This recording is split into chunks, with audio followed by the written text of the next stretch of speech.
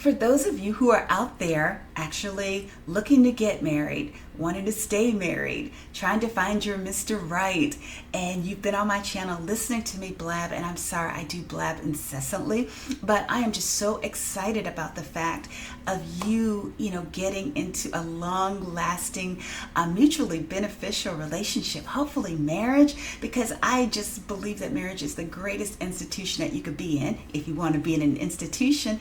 And I've been in one for 32 years, and I don't think that I would have done anything differently. I am so thankful, for my husband and for the family that we raised and the life that we've built. And I just look forward to more people in the Black community, especially building strong, solid families that are really going to propel us forward. But until then, I had one thing I wanted to add on a little frivolous note. If you're getting ready to get out there, back into the market looking for your Mr. Right, I think that you need to, there's one thing that you can do to improve your chances, because those jokers are very visual creatures.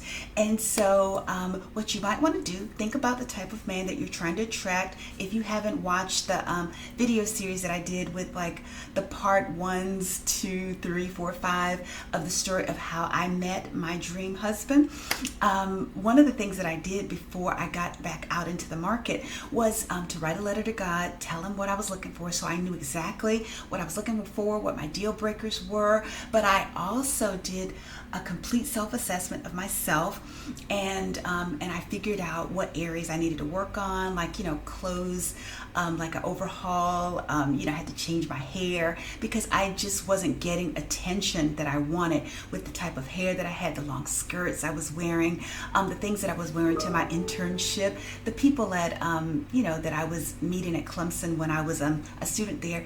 They weren't looking at me, they weren't giving any second looks or whatever.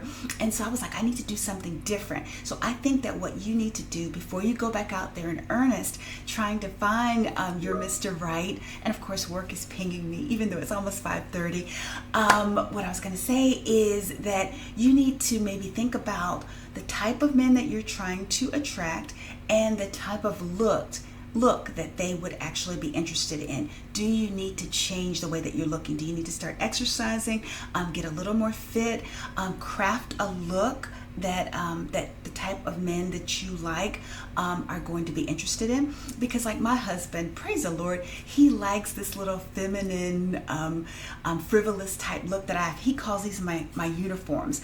I like to overdress most of the time, but I do like have kind of like a cutesy like look. Like even with this outfit, I have like a faux fur duster. My husband's gonna love this when he takes me out to dinner tonight.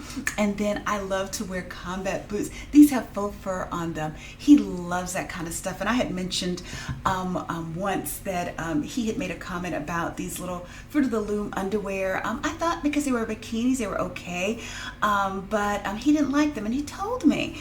And so I've been buying my underwear from a company called La Vie en Rose. I couldn't think of it the last time. A Canadian based lingerie company. But La Vie en Rose, they have these little cute boy shorts with lace, have a little pocket on the front. I don't know why there's a pocket with a button on the front, but he loves that. So I have at least 20 plus pairs of those underwear because he likes it. So men are visual creatures. So think about what the type of man that you'd like to attract. What would he like? What would make him give you a second look? Like say if you have a great butt, praise the Lord. My husband doesn't care about that much because my butt is, it's a little butt. I'm in a little booty community. But if you have a great butt, and like a nice little tasteful cat suit, or some jeans that are cute, something that shows off your literal asset, then definitely, put that on. Let them see what you're working with. For me, I have great legs. So like most of the time, what I'm wearing, legs are out because that's what he wants to see, and that's what got his attention. And I passed by him a couple of times with my little short skirt and high heels on, and he loves that. He loves legs and feet. And so when we're on our vacations, I'm walking barefoot on the beach with little sundresses that I've gotten out of the juniors department. He calls these my uniforms, and he loves it. And it's funny, when I met him at Clemson University, I used to dress up and go to class in heels. I don't know why.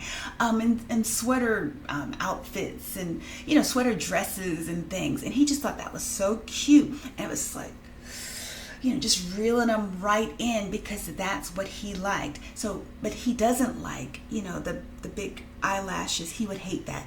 So like if I were trying to get him, that would not be the best way. Or like the way that sometimes people are like cutting off their eyebrows and penciling them in. My husband doesn't get that, and he hates it. And other men that I've seen, share their opinions in private settings, they don't really like that either. So maybe you don't want to do as ornate, makeup for some of the guys that you're trying to attract. Think about what your pool of potential candidates would be interested in. Do they want really long fingernails with the points where you can't really touch anything without causing them major damage? Will they like that?